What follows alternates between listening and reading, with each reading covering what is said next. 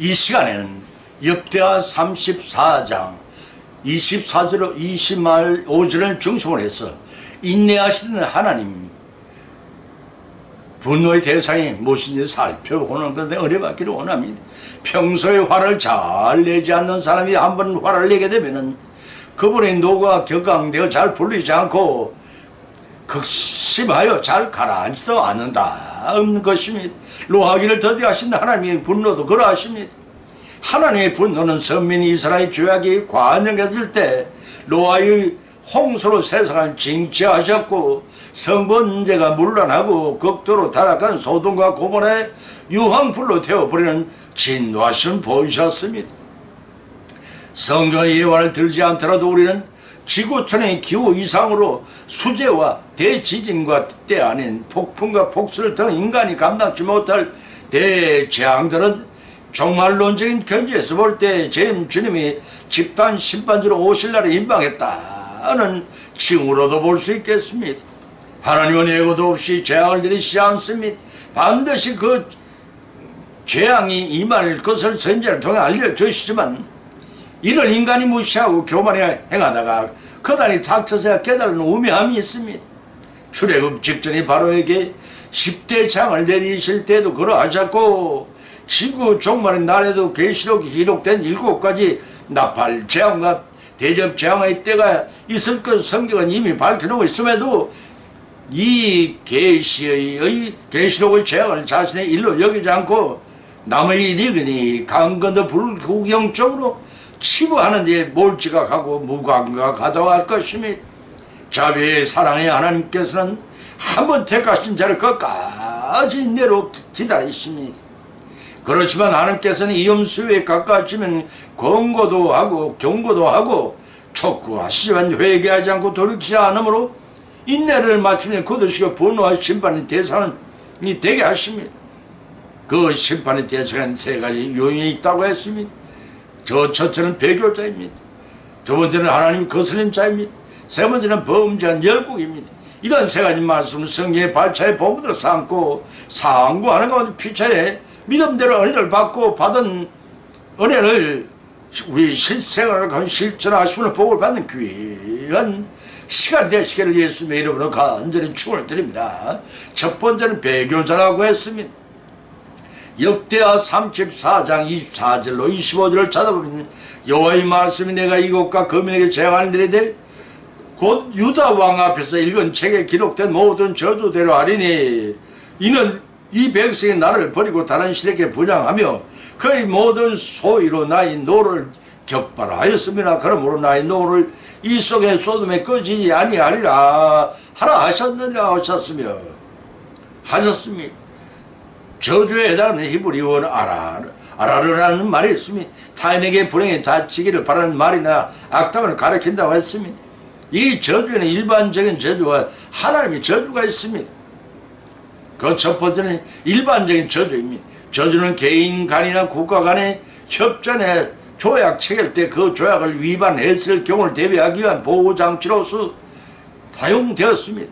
구체적인 예를 들면 여호와의 주권을 인정하고 순종을 맹세하는 경우와 각 지파들 간의 협약을 수행하기 위한 수단으로 사용되었습니다.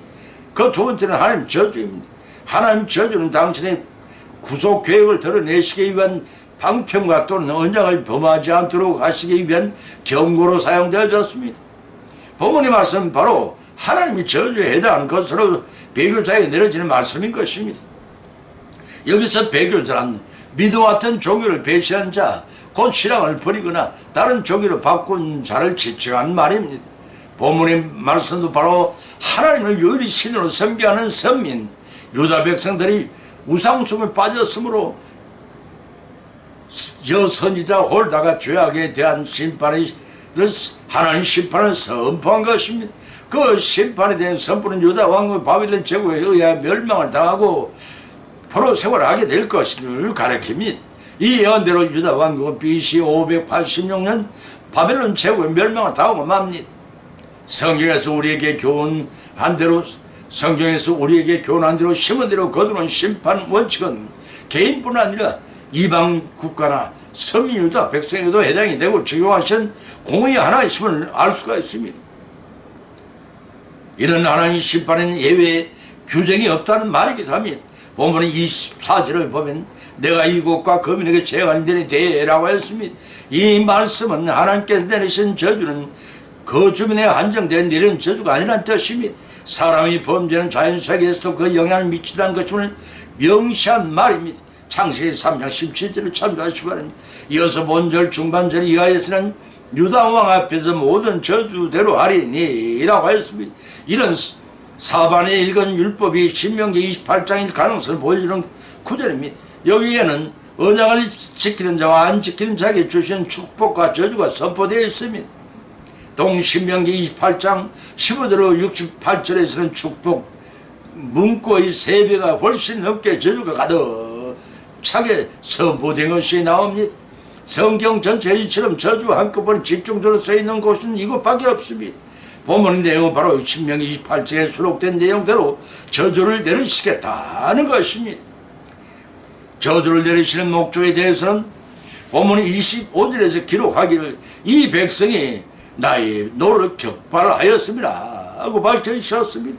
본절에서는 나의 노를 격발하였으면 뜻은 히브리 언어 하크세인이라고 하는데 진노를 불러일으키다 슬프게 하다라는 의미로서 유다 백성들이 하나님께 슬퍼하시도록 하기까지 우상 성미를 해감으로써 하나님 분노를 일으키게 하였다는 것입니다. 그 분노가 얼마나 심각한 것인 것을 본절 말미에 기록하기를 나의 노를 이곳에 소돔에 꺼지지 아니하리라 하고 밝혀놓고 있으니 이는 유다 백성의 우상숭배에 대한 하나님의 심판에 매우 극심한 것을 보여주는 말씀입니다. 오늘날 우리 성도라고 예외일 수는 없음을 아셔야 합니다. 특별히 여기서 꺼지지 아니하리라 말을 직역을 하면 결탄코 꺼지지 아니할 것이라는 뜻으로 심판의 심각성을 나타냅니다. 본절을 통해서 우리는 인간의 잘못과 하나님 징계라는 하는 단순한 인과 응보적인 관계 체제로서만 생각해서는 안 됩니다. 하나님과 신자 간의 최초의 관계는 하나님이 무조건적인 사랑하심으로 이루어졌다고 요한일서 4장 10절에서 밝혀 있고 문제는 이때부터입니다. 하나님 자녀된 신자는 그때부터 책임적인 존재 곧 하나님 자녀답게 살아야 한다는 것입니다. 그런데 베드로후서 2장 20절에서 밝히기로 하기를 참 속담에 이르기를 개가 그 토야 들어서 돌아가고 돼지가 시스타가 들은 구덩이에 돌아 누웠다 하는 말이 저에게 응하였도다 라고 하였습니다. 그렇습니다. 대부분의 신자들은 약한 환경과 어려운 시험이 닥치면 자신도 모르게 진리를 대적하고 세상의 더러움으로 돌아가고 마침 피할 수 없는 심판을 대상이 됩니다. 다시 말해서 말세의 최악의 생활 여건에 주어지면 적그리스도에게 미혹을 당하고 이마와 손에 인맞는 자가 될 수 있다는 것입니다. 이를 경계하여 히브리서 10장 26절로 27절에서는 우리가 진리를 아는 지식을 받은 후 진지 죄를 범한 저 다시 속죄하는 제자가 없고 오직 무슨 마음으로 심판을 기다린 것과 대적하는 자를 소멸하는 맹렬한 불만 있으리라고 하였습니다. 이 말씀은 회개할 수 없는 죄를 범한 자들의 실상이 얼마나 비참할 것인가를 보여주는 말씀입니다. 이제 하나님 분노의 대상이 누구인지가 자명했으면 그것은 하나님 축복을 처벌을 배교하는 자입니다. 십계명에서는 우상 숭배하는 자의 3, 4대까지 벌을 받을 것을 명기해놓고 있습니다. 이를 명심하시고 천성에 들어가는 그날 끝날까지 변교하지 말고 정죄를 지킴으로써 하나님이 예비하신 영생의 복을 다 받고 누리시기를 예수님의 이름으로 간절히 축원드립니다. 두 번째는 하나님의 뜻을 거스린 자라고 했습니다. 이사야서 66장 3절 4절에서 기록하기를 소를 잡아 드리는 것은 살인과 다름이 없고 어린 양으로 제사 드리는 것은 개의 목을 꺾음과 다름이 없으며 드리는 제물은 돼지의 피와 다름이 없고 분양하는 것은 우상을 찬송함과 다름이 없이 하는 그들은 자기의 길을 택하며 그들의 마음을 가정한 것을 기뻐한 즉 나도 그들에게 욕을 택하여 주며 무서워하는 것을 그들에게 임하게 하리니 이는 내가 불러도 대답하는 자 없으면 내가 말하여도 그들이 청종치 않고 오직 나의 목전에서 악을 행하며 나 기뻐하지 아니한 것을 택하였습니다 하시니라 하고 밝혀두고 있습니다. 하나님의 뜻을 거스린 자란 하나님의 뜻을 거역하는 자를 가리키는 말입니다. 그들의 대부분은 하나님을 부인하고 하나님이 순종치 아니하며 하나님 기뻐하지 않는 것을 택하며 하나님 보내신 자의 건물을 듣지 않기 때문에 그들은 하나님부터 가증하게 여김을 받는 것입니다. 시편 69편 21절 22절 찾아보면 기록하기를 저희가 쓸개를 나의 식물을 주며 가랄 때 초로 마시었으니 저희 앞의 밥상에 올무가 되게 하시며 저희 평안이 덫이 되게 하소서라고 저주를 냈습니다. 예전에 가난하고 소박한 스파르타인들은 그들의 실력이 언제나 작고 초라한 희생 제물로 예배를 드렸고 그 이웃에 있던 아테네인들은 부유하고 넉넉하였기에 그들의 실력에 기름주고 감당하는 제물로 희생 제사를 드렸다고 합니다. 그런데 그들이 서로 전쟁할 때는 언제나 스파르타 사람들이 아테네 사람을 이겼습니다. 화가 난 아테네 사람들은 스파르타 사람들보다 더 귀하고 값비싼 예물로 제사를 드린 자기들이 늘 피하기만 하는지 신탁을 통하여 알아보기로 했습니다. 모든 사람들이 궁금히 여겨 모인 가운데 신탁은 이렇게 대답해 주었습니다. 스파르타 사람들은 그 신에게 마음을 들었으나 아테네 사람들은 예물만 드렸노라는 것이었습니다. 마음에 없이 형식적인 제사를 드렸던 아테네가 전쟁의 승리를 얻을 수 없던 것 같이 같이 본문에서도 참된 예배를 드리지 않던 불경건의 모습의 유다 백성들이 바친 예물을 하나님 기뻐하지 않았다는 뜻입니다. 특히 우상숭배에 빠진 유다 백성의 제사이겠습니까? 그것은 하나님의 거스르는 배교 행위인 것입니다. 사랑하는 성도 여러분, 우리 신앙생활 현 주소는 어디 있다고 여러분 여기십니까? 당시 유다 백성들의 여호와를 섬기는 제사회를 향해 이사야 선지자는 소를 잡아 드리는 것은 살인함과 다름이 없으며 부정하는 것은 우상을 찬송함과 다름이 없는 것이라고 지적하였습니다.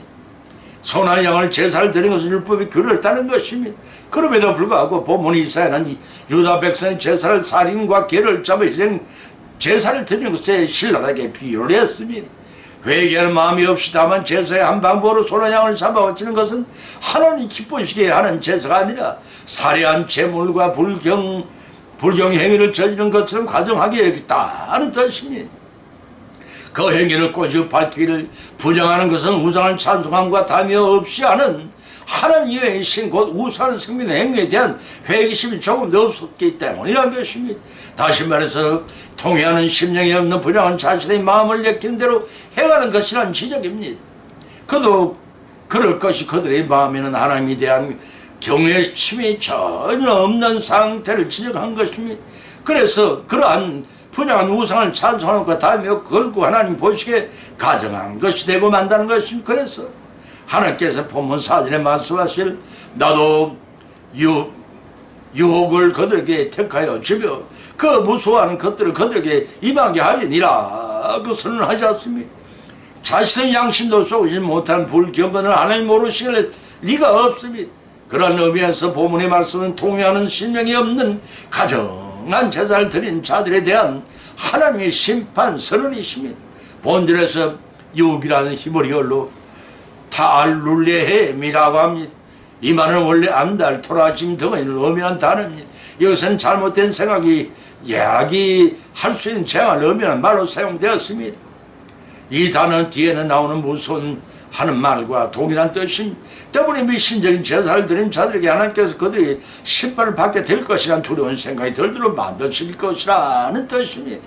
다시 말해서 그런 두려움이 들면서도 제사를 강요하는 그 폐역하고도 어쩔 수 없는 완고한 규제를 조금도 누그러뜨리지 않는 화인맞은 자들이었던 것입니다. 사랑하는 성도 여러분, 여러분의 신앙생활은 건조하다고 여기십니까? 사도 바울은 로마 교회에 보낸 자신의 서신에서 로마서 1장 21절 25절에서 기록하기를 하나님이 알되 하나님의 영원하게도 아니하며 감사하시도 아니하고 오히려 그 생각이 허망하여 지면비련한 마음이 어두워졌나니 스스로 죄에 따라 우매하게 되어 썩어지지 아니하는 하나님의 영광은 썩어질 사랑과 검수와 버러지 형상의 우상을 바꾸느니라. 그러므로 하나님께서 저희 마음을 정욕대로 더러움에 내어버려 두사 저희 몸을 서로 욕되게 하셨으니 이는 저희가 하나님의 진리를 거짓으로 바꾸어 피조물을 조물주보다 더 경배하고 섬김이라고 지적하였습니다. 이제 하나님 분노의 대상이 누구인지가 자명했으면 그것은 하나님의 거스른 자입니다. 폐역으로 하나님 뜻을 거스른 자가 되어 멸망당하지 말고 하나님 말씀과 그 뜻을 순종으로 성취하여 영광을 돌리는 우리 모두의 축복받는 삶을 다 이루어 나가시는 예수님 이름으로 축원을 드립니다. 세 번째는 열각은 범죄한 열국이라고 했습니다. 이사야서 34장 1절 4절과 8절을 찾아 기록하기를 열국이 언어에는 나와 들을지어다 민족들의 길을 기울일지어다 땅과 땅에 충만한 그 세계와 세계에서 나의 모든 것이 들을지어다 대제 여호와께서 만국을 향하여 진노하시며 그들의 만국을 향하여 분내사 그들을 진멸하시며 살육하게 하신 그 살육당한 자는 내어 던진 바 되며 그 사체의 악취가 솟아오르고 그 피에 산들이 녹을 것이며 하늘의 만상이 사라지고 하늘의 두루마기 같이 말리되 그 만상의 쇠자나무 포도나무 잎 마름 같고 무화과 나무 잎 마름 같으리라. 이것은 여호와의 보수의 날이요 시온의 송사를 위하여 신원하신 해라고 했습니다. 본문은 여호와의 심판과 구원의 구약 선민이 이스라엘이면 국한된 것이 아니라는 것이며 하나님이 대적하는 세상의 모든 악한 세력들에 대해서는 가차없는 멸망의 심판을 내리고 여호와를 의뢰하는 자들은 혈통이나 신분의 차별이 없이 영원한 행복과 구원을 배우시기를 예언하고 있습니다. 특히 하나님께서 분노의 대상을 이방 열국으로 삼으신 그 이유까지 7가지가 있습니다. 그 첫째는 하나님께서는 이스라엘이 패역했을 때 징계의 도구로 사용하시는 그 열국이 하나님의 뜻을 넘어서 허다한 나라를 정복했기 때문이라는 사실입니다. 이사야 10장 6절 8절에 말씀 그 두 번째는 하나님의 도우심을 자신의 능력으로 착각하고 교만하게 굴기 때문에 했습니다. 세 번째는 이스라엘을 비롯한 저복한 나라들을 강포하게 악타하기 때문이라고 이사야서 14장 7절에서 그 네 번째는 하나님의 심판을 경고를 듣지 않고 무시했기 때문에 이사야 16장 6절에서 다섯 번째는 축적된 부와 강대해짐으로써 하나님께 감사하기는 그 자국의 능력이라 여기고 교만했기 때문이라는 것입니다. 이사야 23장 8절 9절 말씀입니다. 여섯 번째는 우상을 숭배하고 마술과 사술에 탐닉하기 때문이라 이사야 40장 9절 11절 에레미야서 5장 40절 기록하고 있습니다. 일곱 번째는 에스겔서 5장 25절 17절을 통해 하나님 멸시하기 때문이었습니다. 이사야서에 나타난 심판을 받는 이스라엘 대적들을 살펴보면 바벨론을 비롯하여 아수르, 블레셋, 모압, 다메섹, 구스, 애굽, 아라비아, 두루, 에돔 등이 그들 나라입니다. 이러한 7가지의 경우를 들어 이방 열국들을 분노의 대상으로 삼으신 것이 우리 각계에도 적용되지 않는다고 생각해서는 아니 됩니다. 우리들도 이방 열국처럼 악행을 자행하여 하나님 뜻을 거스를 때 하나님께서는 그런 자를 분노의 대상으로 삼고 7가지로 심판하실 것이라는 것입니다. 그 첫째는 암물과 토굴에 숨은 들들어 만들 것이라는 것입니다. 두 번째는 두려움으로 창백해지고 마음이 녹도록 하시겠다는 것입니다. 세 번째는 여인의 해살을 두고 고통을 맛보게 할 것이라는 것입니다. 네 번째는 벌거벗 걸려가는 수틀을 당하게 할 것이라는 것입니다. 다섯 번째는 어떤 일로서도 기쁨을 맛보지 못하게 할 것이라는 것입니다. 여섯 번째는 피로 산이 덮이고 시체의 악취가 산골짜기에 덮이게 될 것이라는 것입니다. 일곱 번째는 술틀에 포도처럼 진노하시는 하나님께 짓밟힐 것이라는 것입니다. 이것이 이사야서 2장 19절부터 이사야서 64장 3절에 나오는 말씀들입니다. 보면 4절의 기록을 살펴보면 범죄한 열국들을 향해 하나님이 하늘의 만상에 사라지고 하늘이 두루마리 같이 말리되 그 만상에 쇠자나무 포도나무 잎이 마름 같고 무화과 나무 잎이 마름 같으리라고 지적했습니다. 여기서 하늘의 만성이 사라지고라는 뜻은 하늘의 유형적인 조직적인 태양과 달과 별 등과 같은 것들이 사라지게 된다는 것입니다. 마태복음 24장 29절 베드로후서 3장 10절 말씀입니다. 다시 말해서 이 세상의 종말을 나타내는 전형적인 표현임을 알 수가 있습니다. 또 본절에서 하늘이 두루마리 같이 말리되라고 했습니다. 이 말씀은 현재 우주 전체가 분쇄되어 마치 다 읽고 난 두루마리처럼 말아 올린진다는 것입니다. 이는 신천신의를 만지기 위한 세상 역사에 완전한 종교를 의미한다고 마태복음 24장 29절 계시록 6장 13절을 밝히고 있습니다. 뿐만 아니라 최후의 심판의 우주적인 것이어서 그 어느 누구도 피할 수 없음을 나타냅니다. 그러나 하나님께서는 당신의 백성들의 그늘 그의 날개 아래 안전히 보호했다. 그가 새롭게 펴신 새 하늘과 새 땅으로 맞아 드릴 것입니다. 그런데 본문에서 새 하늘이라 하지 않고 하늘들이라 하고 복수로 표현한 것은 하늘이 삼청천으로 되어 있다는 히브리인들의 우주관을 반영한 말씀입니다. 이제 하나님의 분노 대상이 누군지가 자명했습니다. 그것은 하나님의 능력과 뜻을 거역하는 교만의 이방 열국입니다. 그러나 하나님의 뜻에 따라 순종을 사는 성도들은 영생과 복락을 누리실 축복을 반드시 생하신다는 사실을 믿음으로써 하나님의 축복을 다 받고 누리시는 성령의 삶을 이루어 나가시는 예수님의 이름으로 간절히 축원을 드립니다. 결론 맺습니다. 오늘 본문 말씀 상고하는 가운데 각자 믿음대로 은혜를 받았고 내가 세 가지 교훈을 받은 점이 그 첫 번째는 인내하시는 하나님 분노의 대상은 하나님의 성계자 세상에 좋아하는 하나님 버린 배교자입니다. 두 번째는 인내하시는 하나님 분노의 대상은 하나님 뜻을 거스린 자입니다. 세 번째 인내하시는 하나님 분노의 대상은 범죄한 열국입니다. 우리에게는 하나님부터 분노의 대상이 될 요소가 없는지 돌이켜보십시다. 그러한 가운데 각자가 믿음대로 받은 교리의 말씀 우리의 실생활 가운데 실천하고 적용케 하시는 성령 역사하시면 힘입어 믿음이 성숙되고 잘 믿음이 익어져서 마침내 예비하신 영생의 복을 받고 다 누리시는 천국의 삶을 이루어 나가시기를 예수님 이름으로 간절히 축원을 드립니다. 찬송가 433장을 올리겠습니다.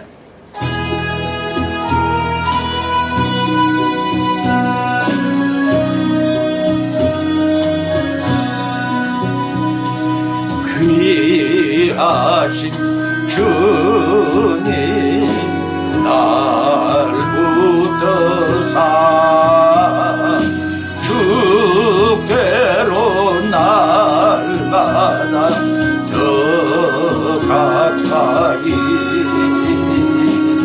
저 하늘 나라 나 올라가 고수의 품 안에 너랑귀여 영생의 복하기 원합니다.